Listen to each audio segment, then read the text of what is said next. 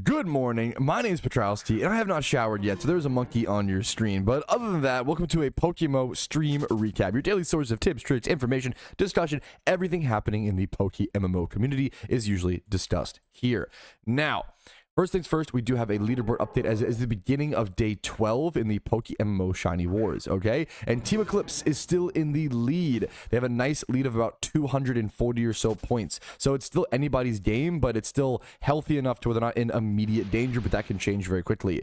Beans is 1,400 points below rank 1, which is insane, but then they're like 700 points ahead of rank 4. Radiance, Team Rat, has been doing crazy shit. They are climbing back. They are grinding. They've been getting a lot of shinies as a collective team in game from what I've heard. Minchi Dynasty is doing fantastic. Kraken doing fantastic. I think Kraken was a big sleeper team. I was not aware of Kraken heading into the Shiny War, and they've been it's like Shiny War is a place for people to prove themselves, is something I've always talked about, right? And Kraken has been proving themselves, dude. They've been going insanely fucking hard and really popping off. BYD, Absolute Cinema, ETG Team 2, and then YouTube.com Patrouski, my team down there right in 10th place. Look how close it is, though. We're so close to taking over ETG Team 2. We've been kind of duking it back and forth between ETG Team 2 and YouTube.com Patrouski. And what I didn't know was I was told this, I heard about this in the Yap session actually with Frost, Zan, and a few other high-level PokeMMO gamers uploaded a PokeMMO podcast called the Yap Session. Check it out. I thought it was a really fun hour of background content and entertainment.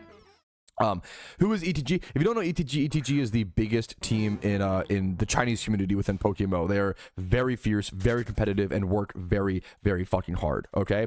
And ETG Team 2, what I didn't realize was I heard from someone else that a lot of ETG Team 2 members are people who won the first Shiny War and are doing a very similar thing as YouTube.com Patrouski, who is a lot of people who won the second Shiny War, and they're kind of having a more casual war. They're not trying to win, but they still just want to place top 10 or so. This is a casual, more fun war for both of these teams. But that makes me really want to get competitive and try to beat ETG Team 2. Not that, it's funny, I wasn't even on like those teams. You know, I'm in Team Mr. obviously, so I know a lot of those guys. I think I just have that connection with them, and I feel I want them to win, you know. So I'm like, I really want to beat ETG Team 2. That's my new goal, is Patrouski being able to pull ahead of ETG Team 2. So I'm gonna do the best I can, of course, as always, to make that happen. And then MN Team, the next team at 11th place, is about 300 or 400 points. So we have a solid hold on rank 10 plus at least.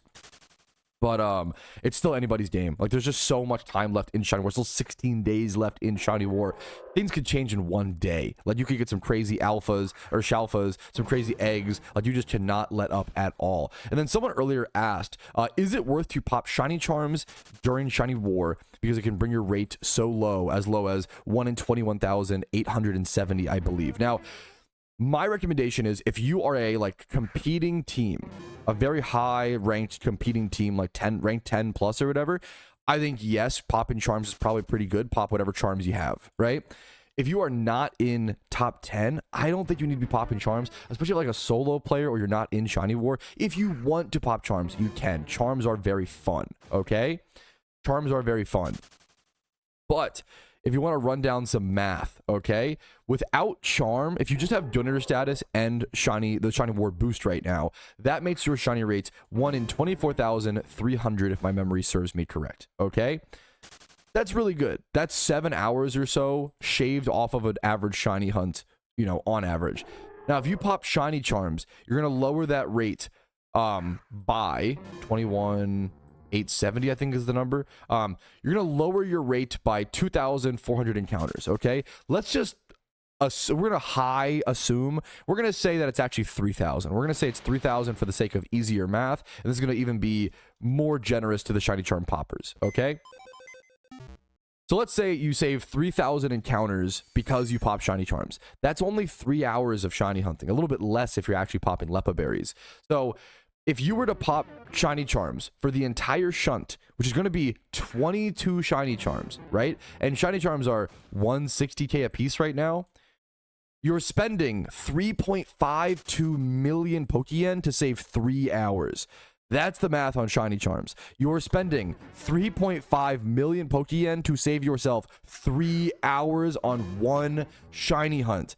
3.5 million Pokeyen could buy you an XP reamplifier and a 30-day donor status. 3.5 million Pokeyen could buy you multiple 30-day donor statuses. I'm pretty sure it could almost buy you like 3 30-day donor statuses, like almost. That's crazy. That is it. Like, you could buy 90 days of donator status. Oh, I'm sorry. Just kidding. Excuse me. Donor status has drawn up. My apologies. I think I'm calculating the math. It's 50. Sorry. Excuse me. Sleepy Shiny War. Sleepy Patrouski. It's been a long Shiny War. These are 1500 RP, not 1000. My sincerest apologies. That's incorrect. So, but what you can do, 2.2 million. You could buy a 30-day donor status and have 1.3 mil left over. You could buy 1.5 30-day donos. I'm glad I double checked that. You could buy a 30-day dono and a 15 maybe. Almost. You could almost buy 45 days of donor status, okay? Or you could save 3 hours. Once again, 3 hours versus 40 days of donor status. 3 hours, 40 days of dono. I'm pretty sure you can do the math. Shiny charms are really not worth it generally because you have to pop the whole hunt to get the real like 10% effect. I think that's where like the confusion or the mistakes happen, is people just popping one shiny charm and like assuming it. You have to pop charms the whole hunt now to make it, to really get the full effect. Not that, don't feel don't get sunken into like sunken cost fallacy, to be fair, and feel like you have to after you pop one. But I do not recommend shiny charms. Shiny charms are really expensive. They are only really worth for like super high end war shunting and like super high competitiveness, or popping with the boys in the Discord for 1 hour of fun. That's my main thing. Donor status, however, very well quite worth it. Like donor status, as long as you're hunting like 10 hours in a month or something like that, it's you don't need that many hours of hunting. Donor status becomes incredibly worth it. I actually have a video going over a lot more math and going over a lot more of the details of that very soon. But anyways, that's my little stream recap intro for today. Very chill. Let's go ahead and see what chat wants to get into today. Some said, are the top teams always shiny charming? Yes. Like, yes. So much so that, like, I know that I can speak from my experience during Shiny Wars. Sometimes the plus 5% boost of being in someone else's charm isn't enough. And, like, towards the end of war, or in, like, hyper competitive moments or things like that, everyone will pop their own individual charms and say, fuck joining links, because the extra 5% for popping your own charm is, like, worth it. Like so if you pop your own shiny charm, it's 10%. If you're in someone else's link, it's 5%. That's when you get like into the really hyper competitive parts of Shiny War, people start popping all their own charms, and like all 30 people on their individual charms. That's when it gets like really crazy. But during all of war as well, for sure. Like, yeah, people start like if you're in the top 3 teams, you're perma on charm, 100%.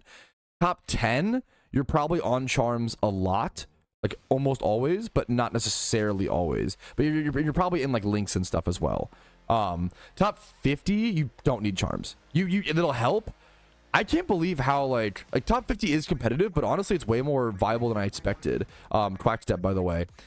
Top 50, Xanarchy calculated yesterday, top 50 being like 6 hours a day on average of efficient shunting, like.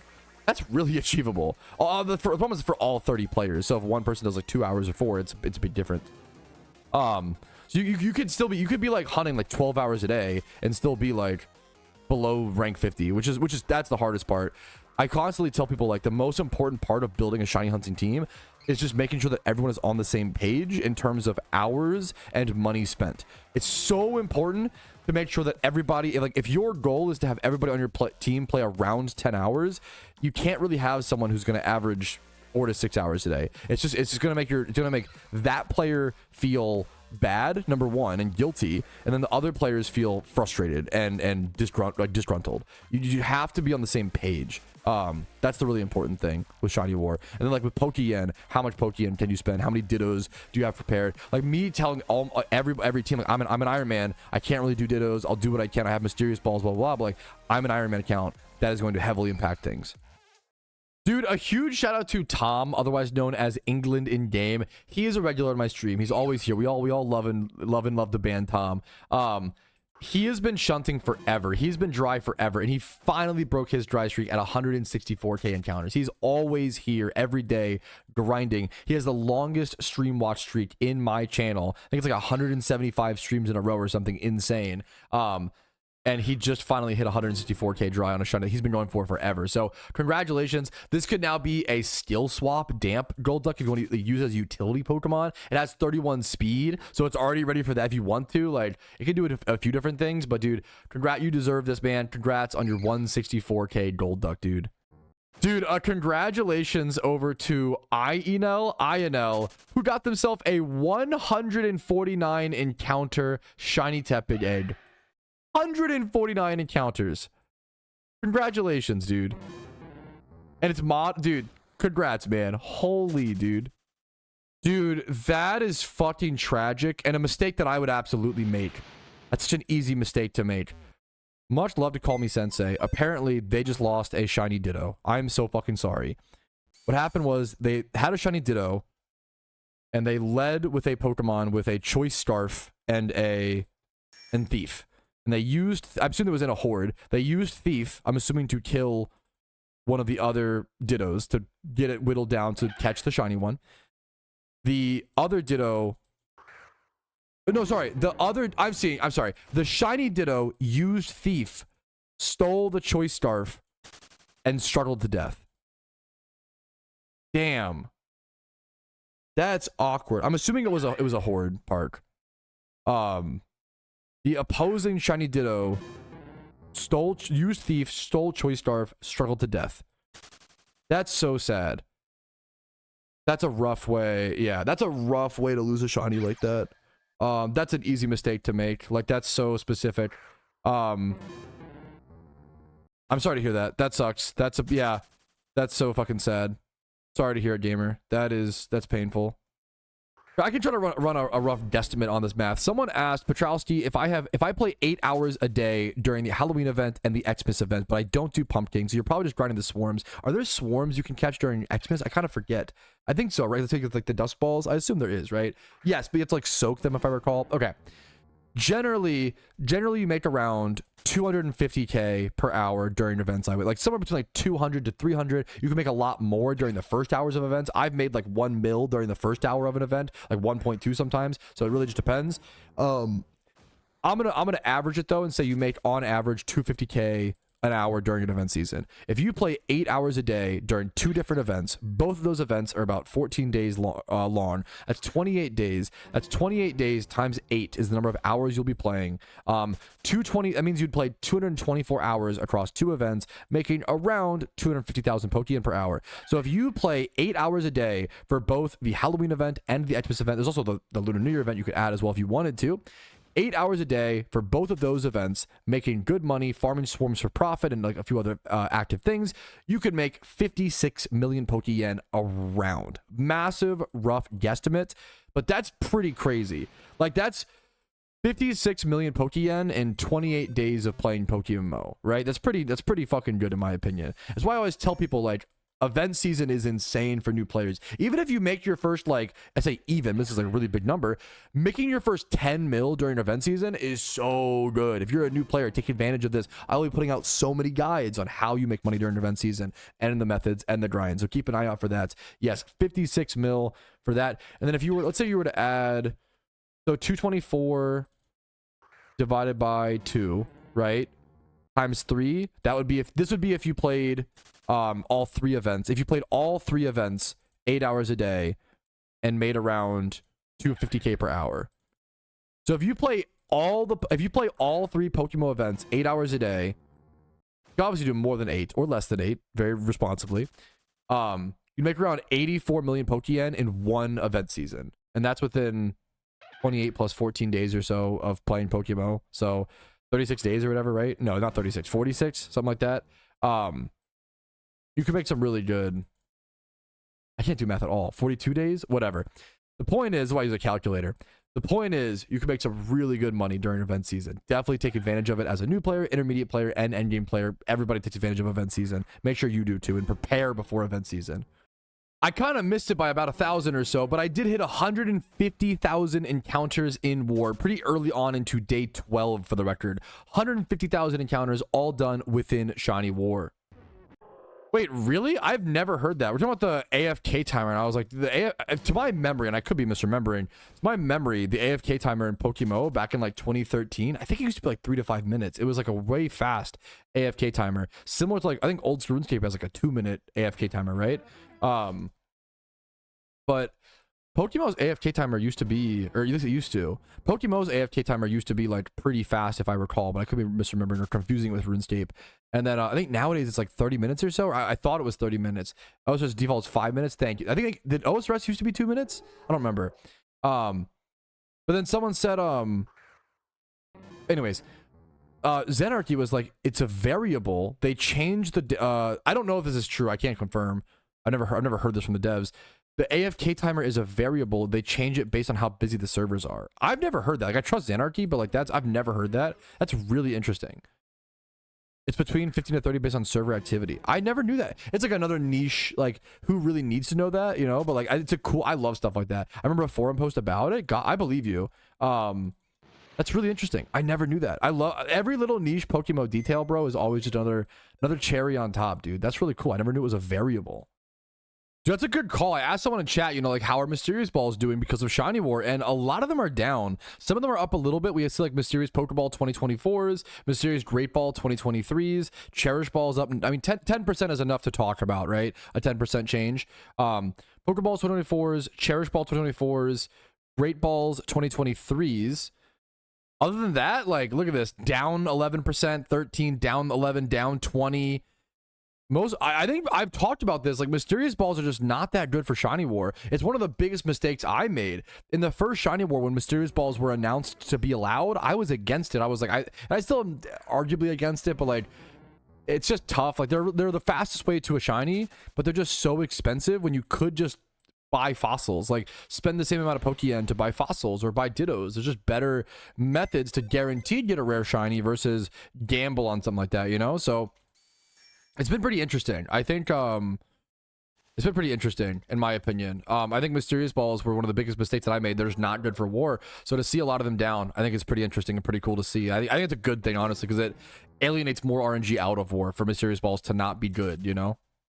All right, and now for potentially my new favorite segment during Shiny Wars, which is Where Are You Shiny Hunting? Which is all about people shiny hunting in PokeMMO and weird and wacky locations. First things first, we've got some beach shiny hunting from good old Jimmy Run, the master rapper and music artist in the PokeMMO space. He's got this beautiful, vast fucking ocean in the background. I don't know if he's on vacation. I don't know if he's at the airport. It's hard to tell, but he's fucking balling. He's shiny hunting. He's watching my stream while doing it. That is fucking sick, Jimmy Run. Thank you for sharing. Next up, we got Final Mint, who is out here shiny hunting at work, out in the oil fields. I work in an oil field, typically one with no service, but I was using his Starlink to shiny hunt while waiting for a truck to show up. Bro is out there fucking working a tough job, shiny hunting in PokeMMO on his fucking, you can see like above the steering wheel. He's parked, obviously. Dude, this is fucking beautiful, man. This is sick. This is a very unique one, man. Thanks for sharing this, Final Mint. And then we got Lone Line. Speaking of unique jobs, what the fuck is with the PokeMMO space, bro? This guy does sound equipment stuff for concerts and for like musicians and shit, bro, and like helping set up like sound design, I think, for musicians. This is fucking crazy. Bro's out here shiny hunting on his little phone while setting up for his work with that cool, look at the cool like art in the background you can see like for the band, bro. Dude, this is so PokeMMO shiny hunters have all sorts of jobs and are still able to shiny hunt in war, bro. I respect the commitment in the grind. It is always fucking beautiful to see. Keep these screenshots. DM me on Discord, boys. Keep these screenshots coming. I love to see them. I think they're really fucking cool and fun. I don't know if anyone has brought this up to me in the PokeMMO space. What are your opinions on PokeMMO having a plugin hub like RuneLite? I imagine it would be amazing to have a plugin hub. So what that means is like, I'm assuming you mean like a separate client is the only like weird thing. RuneLite is like a separate client you can download to play RuneScape, which is kind of weird. It's very, very weird in my opinion, but it kind of works amazingly where you get like all these like, you can like easily install like plugins and mods basically, or just like flick them on. Now, didn't RuneScape eventually like implement that? I haven't played RuneScape in like 4 or 5 years, so my apologies.